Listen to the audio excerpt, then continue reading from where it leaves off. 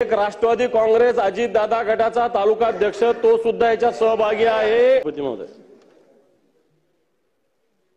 मी 289 च्या मार्फत एक विषय आपल्या समोर मांडू इच्छितो। बीडमध्ये मागच्या आठवड्यामध्ये 9 डिसेंबर रोजी एक घटना घडली। एक केस तालुक्यातील साजो गाव आहे। या गावातील एक सरपंच आहे संतोष अण्णा देशमुख, आणि या संतोष अण्णा देशमुखांचा खून करण्यात आला। खून करत असताना तर या सगळ्या घटनेची पार्श्वभूमी जर बघितली तर यामध्ये एक या भागामध्ये कंपनी काम करते, Avaada energy private limited company नावाची कंपनी, आणि या कंपनीमध्ये काही लोक 6 तारखेला घुसण्याचा प्रयत्न करत होते। तिथल्या वॉचमनला त्यांनी मारहाण केली। मारहाण केल्यानंतर कंपनी ज्या क्षेत्रात आहे त्या भागातील सरपंचाला तिथल्या वॉचमननी तो त्या गावातला राहणार असल्यामुळे त्याला फोन करून बोलावलं, आणि नंतर गावकरी आणि तिथल्या काही लोकांमध्ये बाचाबाची झाली। कंपनीच्या अधिकाऱ्यांनाही जे लोक आले होते त्यांनी मारहाण केली, आणि ही सगळी मारहाण झाल्यानंतर एक गुन्हा दाखल झाला, आणि हा गुन्हा दाखल झाला आणि लगेच या गुन्ह्यात जामीन सुद्धा झाली। सभापती महोदय, इथले जे पोलीस स्टेशनचे अधिकारी आहेत यांचा पूर्ण निष्काळजीपणा।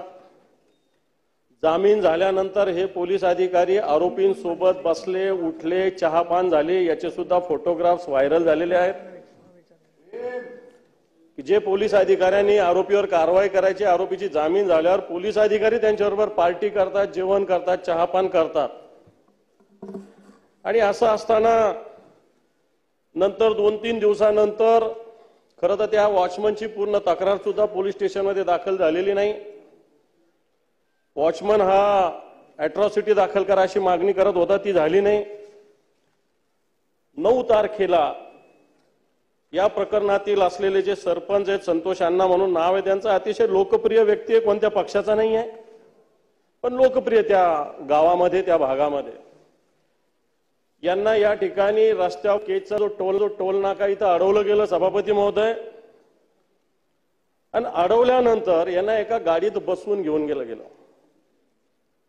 त्यांच्या सोबतचा एक व्यक्ती आणि त्यांनी त्यांच्या भावाला सूचना दिली। भाऊ पोलीस स्टेशनमध्ये गेला, माननीय मुख्यमंत्री महोदय तक्रार दाखल करा मागणी केली।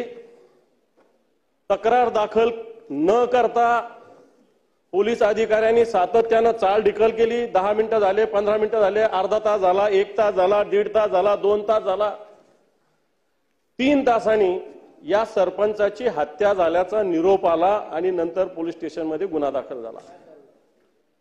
सभापती महोदय, जर पोलीस गेल्या तक्रार दाखल करून घेत नसतील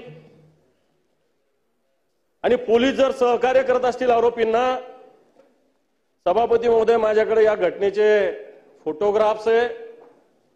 ज्या पद्धतीनं मारहाण झाली ती जर बघितली तर मला असं वाटतं हृदयाला सुद्धा पीड येईल अशा पद्धतीनं मारहाण या सरपंचाला झालेली सभापती महोदय, आणि याच्यामध्ये 6 आरोपी आहे।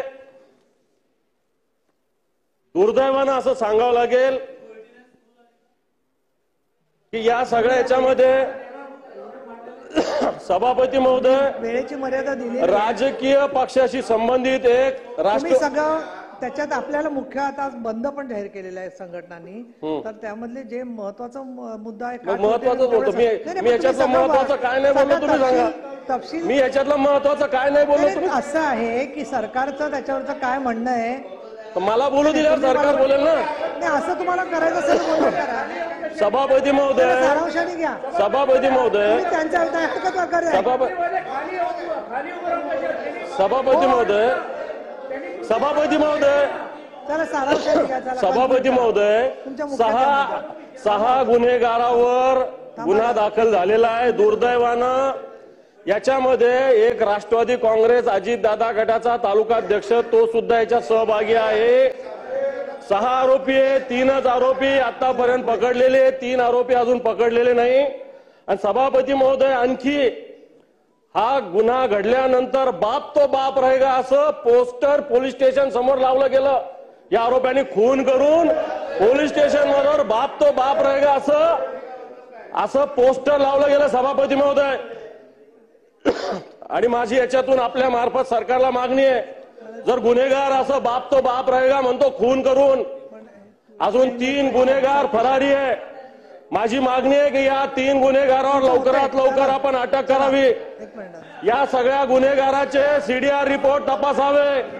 कोणत्या कोणत्या राजकीय पक्षाशी ते संबंधित आहे, कोणी कोणी यांना फोन केलेला आहे आणि कोणी कोणी यांना वाचवण्याचा. दानवे साहेब, आपण वेळ दिला नाही, पण बोलू द्या. म्हणजे आपण वेळेची मर्यादा पाळली पाहिजे. आपण सांगितलं होतं मी तुम्हाला परवानगी देते, पण थोडक्यात घ्या. आता बरोबर 5 मिनिटं झाली. 12 वाजून 10ला सुरू झालं, 6 मिनिटं झाली. एरवी बोलायला तेवढा वेळ मिळतं.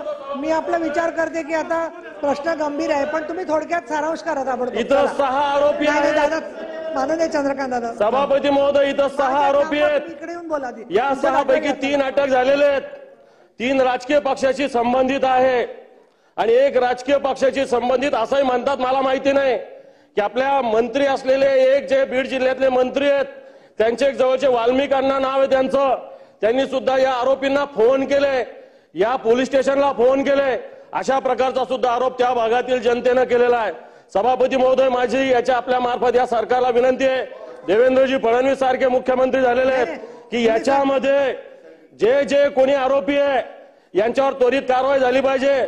राजकीय पक्षाशी संबंधित असतील आणि पोलीस जर अशा पद्धतीनं गुन्हेगारांना सहकार्य करत असेल, ते महाराष्ट्र कायद्याचं राज्य आहे का गुन्हेगाराचं राज्य आहे, मात्र हा सुद्धा खुलासा झाला पाहिजे. माननीय